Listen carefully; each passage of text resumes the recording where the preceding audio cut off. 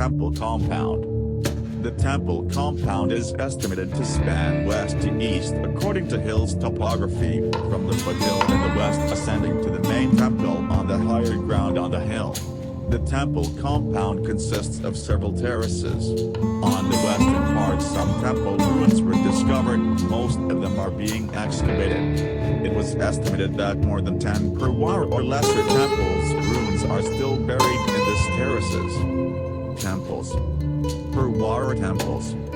One of 3 Perwara temples. The main temple compound, located on the uppermost terrace, consists of a large main temple facing west and 3 Perwara temples on front of it facing east.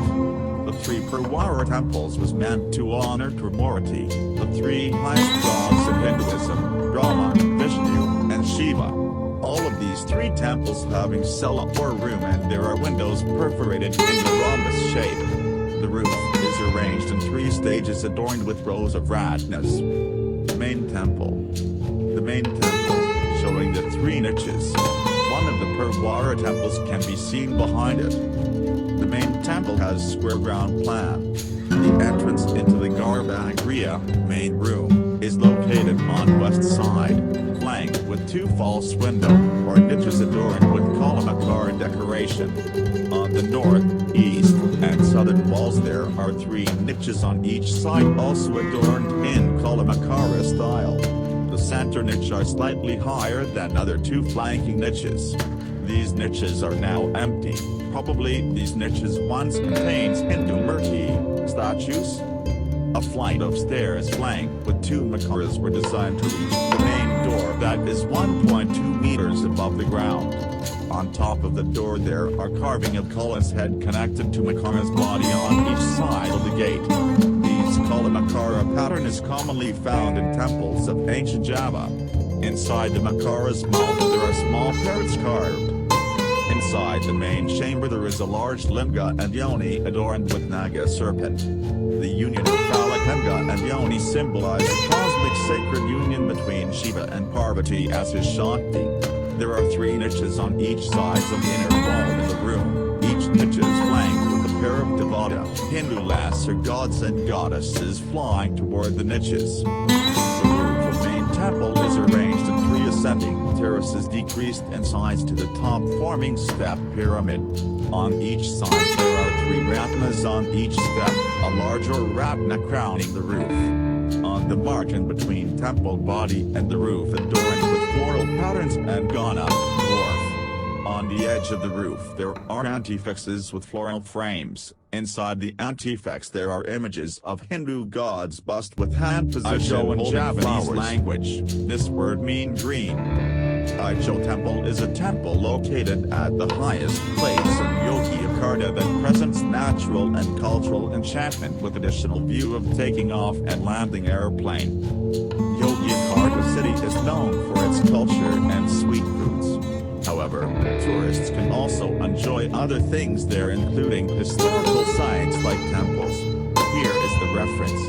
The name is Candi Ijo Temple and it is located in Sambirejo village of Prambanan sub-district. Tourists only need to reach Sleman Regency first, later. What makes the temple different than others?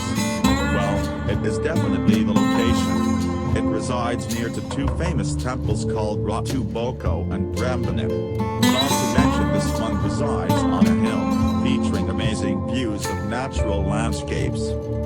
Going along the street leading to the southern part of Queen Boko Palace complex is such an exciting journey, especially for cultural tourism lovers. The reason is that there are so many temples mushrooming in that area. One of them that is rarely talked about is Candi Ijo or Ijo Temple, one temple of which location is the highest compared to other temples in Yogyakarta. Ijo Temple was built in around the 9th century on a hill named the Green Hill, of which height is 410 meters above the sea level. Because of this height, we can enjoy not only the temple but also natural view below, such as terraces of agriculture land with its steep slope. Even though this is not a fertile area, natural view around the temple is so beautiful to enjoy. The complex of the temple consists of 17 building structures that are divided into 11 terraces. The first terrace, functioning as the yard leading to the entrance, is a terrace with staircase stretching from west to east. The building on the 11th terrace is in the form of encircling wall, 8-pole phallus, 4 buildings, namely the main temple, and 3 ancillary temples. The placement of the building on each terrace is based on the level of its being sacral. The building on the highest terrace is the most sacral. Variants of painting are found since the entrance of this Hindu temple. Right on the entrance gate, there is a motif of double-head giant and some of its attributes. Such motif and attributes found in Buddhist temples show that such temples are acculturation forms of Hindu and Buddha cultures. Some temples having such giant motif are in Groyokan and Sori. There is also a statue describing flying women and man directing to certain side. Such description can have some meanings. First, as spells to expel evil spirit, and second as symbol of unity between God Shiva and God Dasami. The unity is meant as the onset of universe creation. Different from the statues in Prambanan temple, natural style of the statues in Ijo temple do not lead to erraticism. Approaching the ancillary temples on the 11th terrace, there is a pit possible used to burn sacrifice.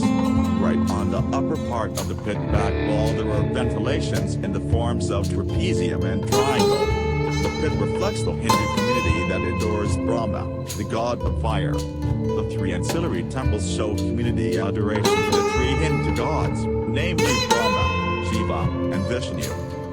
Some of the works that keep mystery are 2 inscriptions located in the temple building of the 9th terrace. One of the inscriptions is coded by letter F with the writing Ga I or W, meaning place for meditation. Another inscription is made of stone as high as 14 centimeters and as thick as 9 centimeters, containing magic spells that are predicted to be curses. The magic spells were written 16 times and parts of them read Dam Sarwanasa, Sarwanasa. The 2 inscriptions may relate closely to certain occurrences in Java by that time. What were the occurrences? They are not revealed yet up to now. Visiting this temple, you will find beautiful scenery that other temples do not have. Looking down westwards, you will see airplane taking off and landing at Adisucipto International Airport. You see the scenery because the Seribu Mountains where Ijo temple is located is the border of the east part of the airport. It is because of the presence of this temple that Adisucipto Airport cannot be lengthened eastwards. Each detail of the temple presents a meaningful thing and invites the visitors to make a reflection so that the journey will not just be fun time. Great paintings without the name of the creators show life philosophy of the past Javanese community that emphasized more on moral message presented by the works rather than the creators or the greatness of their works. The nuance. As mentioned before, Candi Ijo temple is located on a hill. This explains why the nuance feels soothing and comfortable. Not to mention the views are superb out there. For the information, the temple resides on 375 meters above the sea level and it is considered the tallest in Yogyakarta city. As to the size, the temple is smaller than Prambanan. The environment is clean, though. That area also features a grassy landscape with some trees located below the hill. What is more, the wind is strong regardless of the time. One thing, tourists must avoid visiting the site at noon due to the heat of the sun. Exploring Candi Ijo temple. Well, tourists have many things to enjoy during the visit. For example, they can learn the history of the site. According to the locals, the temple was built in the 9th century. It was built on Gumuk Ijo hill, so the locals gave the name to temple based on this fact. Ijo means green, actually. Have no worries. Tourists can acquire further information related to the temple from either a local guide or villagers later. Once arriving at the site, tourists may see a complex of temples there. The center is located in the furthermost in the back. The landscape features terraces and it gets higher backward. That means tourists should spend some stamina in order to explore all parts Instead of being a burden, this gives them a trekking opportunity. At the Prime Temple, tourists may find a chamber that stores the Linga Yoni statue, which represents Shiva God. Thus, don't forget to take photos of it later. Another allure is related to the legend. It is said many people came to the temple for hermitage. Some ancient inscriptions can also be found in that area. Aside from this interesting story, the temple is suitable for sightseeing and relaxation too. A viewing spot, in fact, is available where tourists can see a beautiful sunset comfortably in the dusk.